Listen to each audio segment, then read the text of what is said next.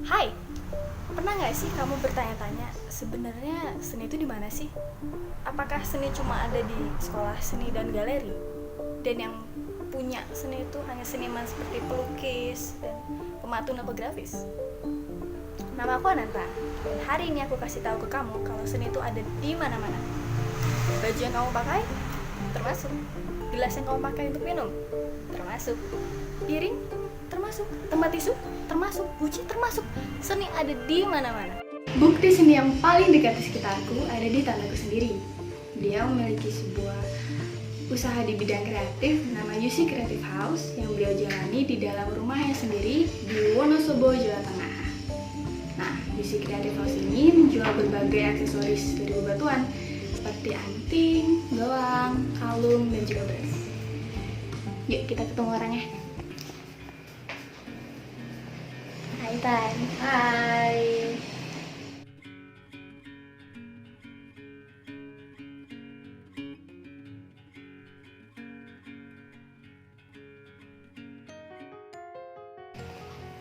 Ngapain Tan?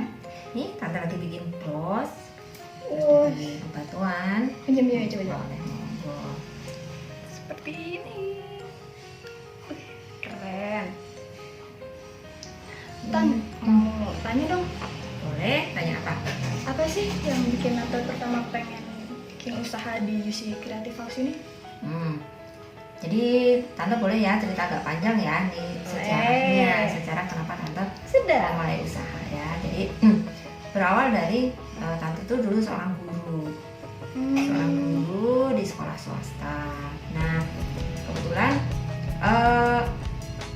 banyak jam kosong karena kebetulan sekolah kami bukan sekolah yang gede, sehingga tante sering banyak berasa waktu banyak kebuang gitu.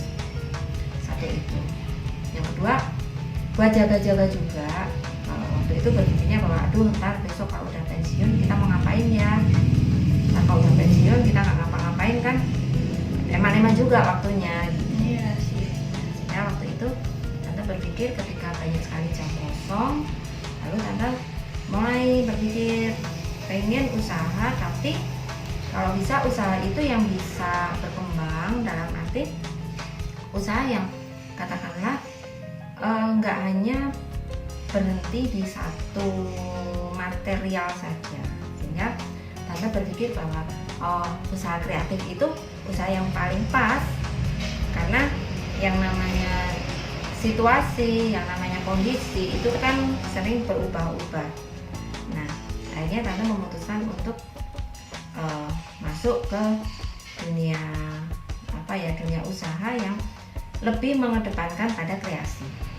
Nah, 10 tahun yang lalu tante memulai usaha 10 tahun yang lalu itu Lama juga. ya. Jadi 10 tahun yang lalu itu tante memulai usaha dengan tante bikin roti tart. Jadi basic, karena memang basic. Tante dulu satu kuliah di keguruan di IKIP yang jurusannya jurusan PKK.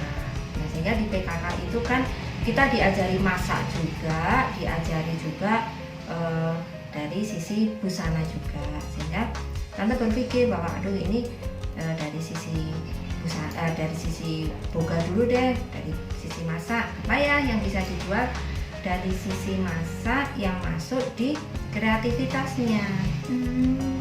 Jadi kalau tante berpikirnya gini, kalau tante masak, tante bikin roti, tapi tante hanya jual rotinya aja, ya harganya ya cuma seharga roti itu. Tetapi ketika roti itu diberi sentuhan seni, maka orang belinya bukan beli rotinya, tetapi beli seninya.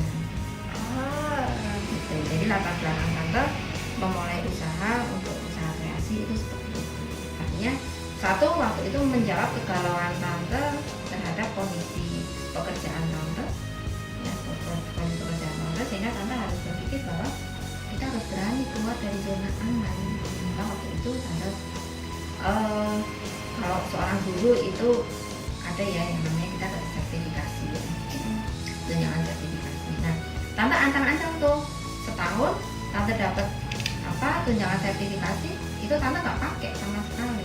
Nggak pakai dalam arti nggak pakai untuk konsumsi, tapi tante tabung untuk tante modal, untuk beli oven, beli cetakan untuk tas. Itu betul-betul tante untuk modal, sehingga tante mau mulai usaha itu nggak yang dengan uang pinjaman atau apa, enggak, sehingga menjalankan usaha ini dengan, boleh dikatakan dengan tanpa beban apapun. Dan usaha seni itu yang ada, kita melihat segala sesuatu itu indah begitu. Asik. Wih, banyak juga ya Tan ya warna-warni gini. Tante nentuinnya gimana nih? Warnanya warna apa? Bentuknya gimana? Ya, jadi gini, untuk membuat bros, ya khusus bros dulu ya. Bros itu biasanya ada dua pilihan. Jadi dua pilihan warna. Warnanya mau warna senada, ya, atau warna yang kontras-kontras banget. Jadi contohnya ini kan kontras ya, antara hitam sama putih. Kalau ini kan lebih kepada senada ya, ada hijau, lebih kepada cenderung hijau-hijau semua. Jadi tante memulai dari semua yang tante tata, karena ini kan bebatuan itu banyak banget, kecil-kecil, jadi harus ditata. Tante natanya betul-betul harus terorganisir. Jadi hijau semua. Jadi ketika tante milih, ya tante milih kan udah enak, udah jadi satu gitu kan. Mau yang coklat semua, tante tinggal milih aja. Ada macam-macam batu, gitu ya, kecil-kecil memang. Nah ini cara tante untuk merangkai awal itu seperti itu. Jadi dilihat dulu kita mau bermain di kontras atau mau bermain di senada gitu. Nah ada juga, nah ini ya, ini kan senada kan ya, coklat semua kan, hampir semua coklat gitu. Jadi kombinasi warnanya nggak terlalu rambutan. Ya. Kalau dari bentuknya tante nentuinnya gimana kan? Dari bentuk, kalau bentuk bros itu biasanya satu itu selalu ada yang bentuk gede-gede dulu. Ini untuk dasar, nah untuk dasar. Jadi ini gini, jadi membuat bros itu tidak jauh dari ketika orang merangkai bunga. Kebetulan tante juga senang juga merangkai bunga begitu. Jadi ketika merangkai bunga itu kan nggak yang bunga gede semua kan, enggak. Ada bunga yang gede, ada bunga yang kecil, selalu pakai daun, sehingga kan iya juga ya. Orang kalau melihat ini kan apa sih, ini cuma batu bundar ya kan, tetapi ketika dirangkai karena ada beberapa perpaduan jadinya kan seperti kita merangkai bunga. Ya. Nih. Terus kalau ini dari mutiara. Cantiknya. Ya. Ini mutiara ini untuk apa? Ini untuk hiasan di rambut. Jadi ini kan mutiara dirangkai kan seperti bunga kan? Ya kan, seperti bunga melati. Nah, ini rangkaian-rangkaian seperti ini yang kombinasi antara bentuk. Jadi ada bentuk mutiara yang bundar, ada mutiara yang lonjong, ada ini kerang mutiara yang nggak beraturan bentuknya, ya kan? Jadi kerang mutiara itu bentuknya nggak beraturan kayak gini. Nah, wah, kan kalau cuma satu doang gini kan jelek kan, tapi setelah dipadu dirangkai jadi satu rangkaian yang sangat indah seperti ini. Dan ini semua dirangkai memakai kawat sehingga aman, mau dikirim kemanapun dia mau jatuh, mau kebentur, mau ke apa aman karena dia pakai kawat, nggak gampang copot ya. Tapi kalau ini dilem begitu bisa copot. Oh ya.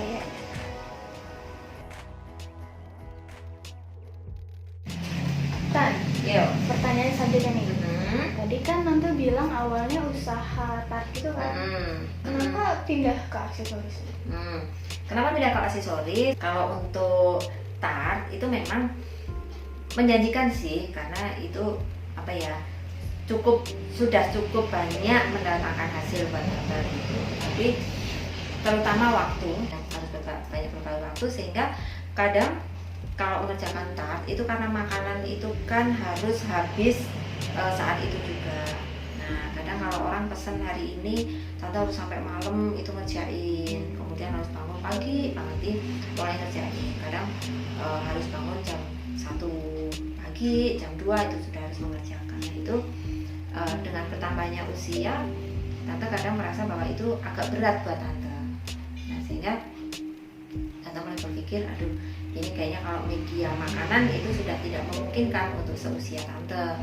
Apa ya yang kira-kira ini punya umur yang nggak harus tante kerjain saat itu, tetapi bisa disambi kalau bahasa Jawanya. Nah, sehingga tante mulai berpikir, ini harus mulai pegang dalam sisi busana. Kalau kemarin kan dari boga, kan?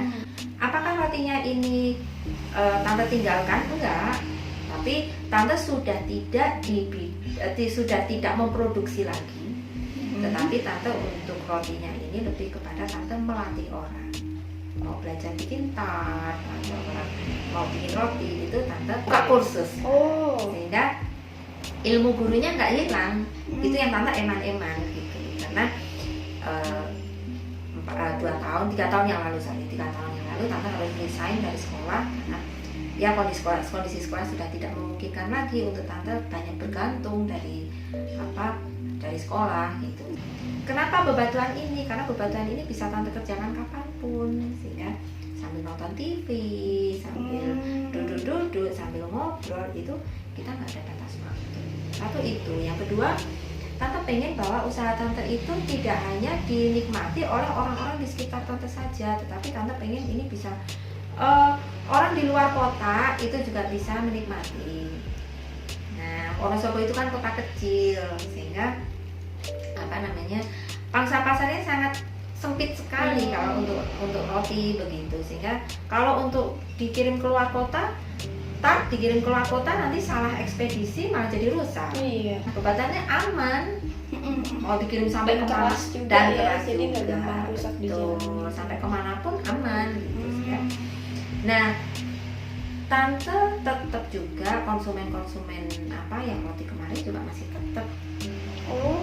Kan sekarang berubah menjadi pelanggan untuk aksesorisnya, sehingga tidak ada yang tante tinggalin dari sebuah usaha meskipun berpindah, tetapi tante hanya berpikir ini hanya berganti medianya saja. Kalau kemarin tante menuangkan seninya di media roti, sekarang tante menuangkan seni di media bebatuan.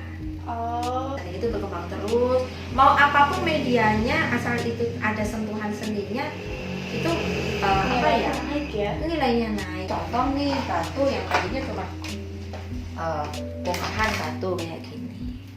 Emang ada nih orang mau beli bongkahan batu kayak gini kan nggak ada nilainya, ya kan?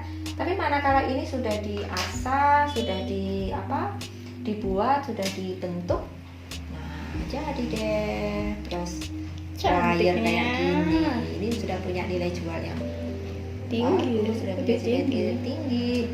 Ini juga ada gelang, iya. Diberi sentuhan pakai ini kawat tembaga. Wow.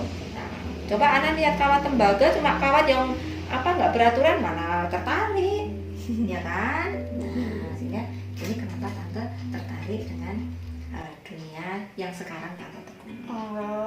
Iya. Makasih banyak ya Tan udah berbagi. Nah, tante ada yang mau disampaikan gak nih ke kamera? Sama-sama Anan. Tante juga terima kasih sudah bisa diberi waktu untuk berbagi hal yang satu quote-nya UC Creative House itu adalah karena kreativitas tidak berbatas. Sedap. Ya, jadi nanti bisa lihat di Instagram UC Creative House karya-karya dari UC Creative House. Ya, di situ banyak karya yang sudah ada di Instagram, ada di FB UC Subioto. Jadi di situ nanti banyak karya yang sudah saya buat. Mantap. Ingat bahwa kreativitas tak berbatas. Sedap. Oke.